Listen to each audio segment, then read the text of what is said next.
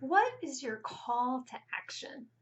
When students come to us, usually their call, the action, what has been drawing them forward is something like, I just want to feel free in the water. I want to be able to get in and know that I'm safe and I can go snorkeling or enjoy the water with my family or take that vacation trip and not be left out. We have this calling, this yearning forward that makes us then unravel and say, well, what do I do? What are the action steps? And it looks something like, I need to figure out how my body and the water work together. I need to understand how the water works. I need to understand how my mind works in the water, that how I can keep myself calm and centered while I'm in there and not freak out, right? These are all the things that we go through to then make the discovery and the steps and to put ourselves on the road to that freedom. And you start bringing in that sense of freedom right away when you are in those steps and figuring it out. Recently, we have had a new call to action. Well, that's not even really true. It's really more a renewal of a call to action. This isn't a new call. I don't think it's a new call that for any of us. It is a call for safety, a safety for everyone, not just a select few. It's a call for physical safety and emotional safety, for feeling a sense of belonging and well-being and safety in our own homes and streets and communities. We've, of course, heard this call through the death of George Floyd and so many others that have come before him. I too have been hearing that and been listening. The call that has really been moving me forward is really the call from my next door neighbor, a mom like me, a mom who worries every single day for her child, a mom like me who gets to experience and loves seeing her child grow and develop.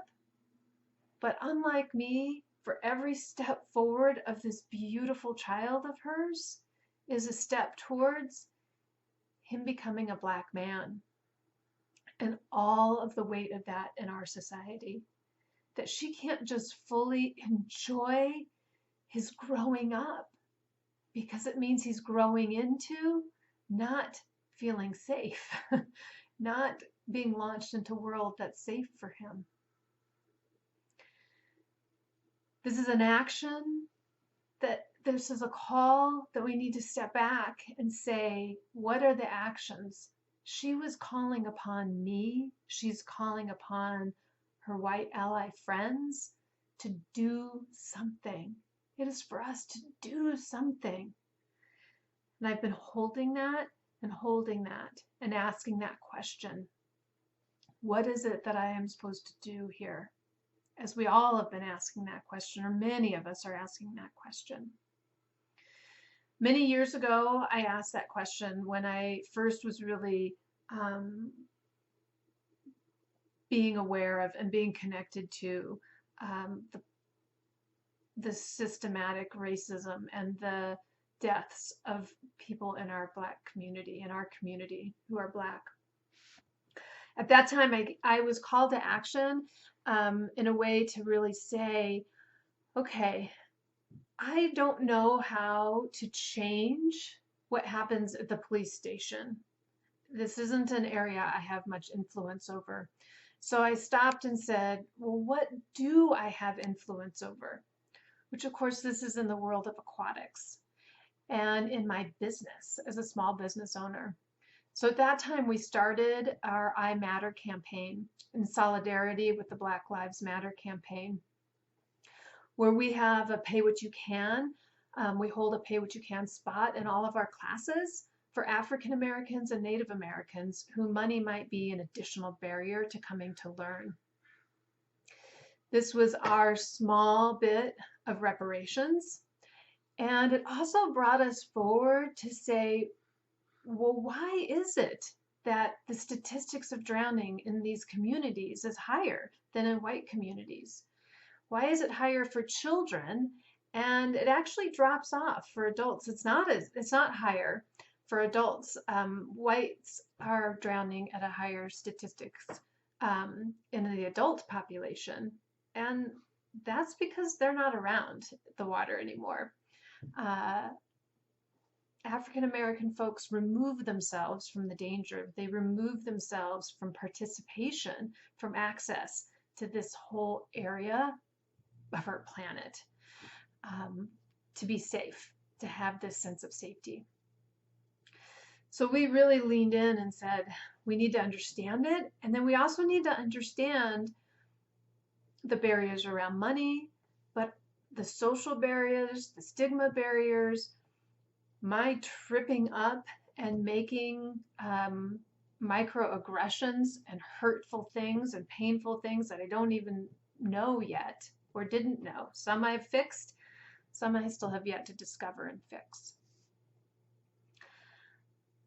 This has been good, that call, but I have a renewed call and thinking about it again. So my new action, the step that I'm taking now, is right now we're in this flurry and frenzy of doing something, and there's a lot of attention. But what happens in a week from now, in 2 weeks from now, and where our memories start to fade and we start to lull back into our old habits and our old ways of being, of upholding the systemic racism that our society has? We just go back into our lull till we have another reminder, which unfortunately it's going to come. We're going to be faced with this again unless we actually make change in between.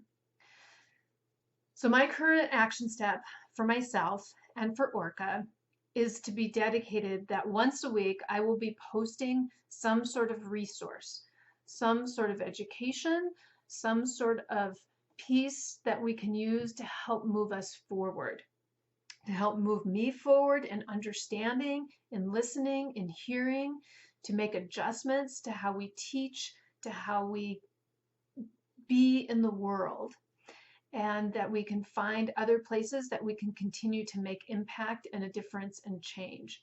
And I'll put them out there. Oh, in 2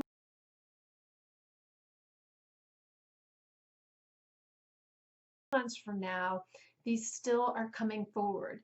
You still have opportunity. I still have opportunity. I am prioritizing this every single week, every single day, to be thinking about this and to continue to be working forward, to be stretching and to be uncomfortable and to make mistakes and to learn and to get up and to try again and to keep influencing my circle that I have here around me and to inspire for you to do the same in yours. I believe that we do everything together, that we find our lion voice of truth within us and we work together on this. So I'd love to hear what resources are helpful for you. What stories do we need to have come forward? What do you need us to hear? What am I missing? This is for anybody who's interested or willing to share. So stay tuned, stay in it, keep being in the game. Don't resist. If you feel uncomfortable, when we teach really about comfort, comfort in the water. And the old way that students have found safety around the water is by feeling a feeling of fear or discomfort or unknown or confusion and turning away and living a life without it. And long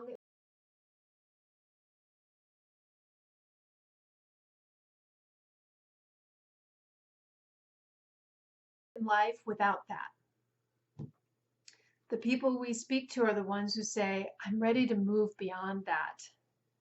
And it's about feeling the discomfort, feeling, sorry, I got very distracted. A cloud came over and it got dark in here.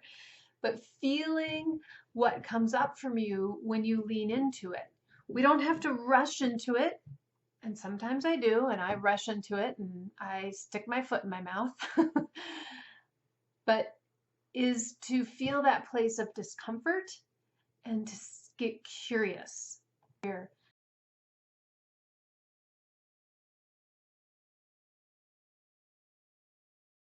How do I need to try something and get some information from it? Hopefully it's a try something that, oh, it's helpful to the world. But it might be that you try something and it's not helpful, and you can learn that have to keep leaning into and not turning away from that discomfort. All right, I'll see you with this week after week, 52 weeks, and will be something new. Take care. You're doing amazing.